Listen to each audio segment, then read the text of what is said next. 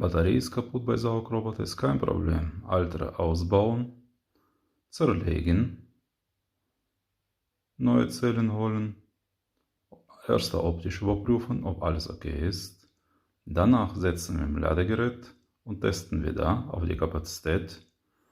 Danach schweißen wir wieder zusammen, binden wir das alles, setzen wir alles wieder rein und es läuft wieder.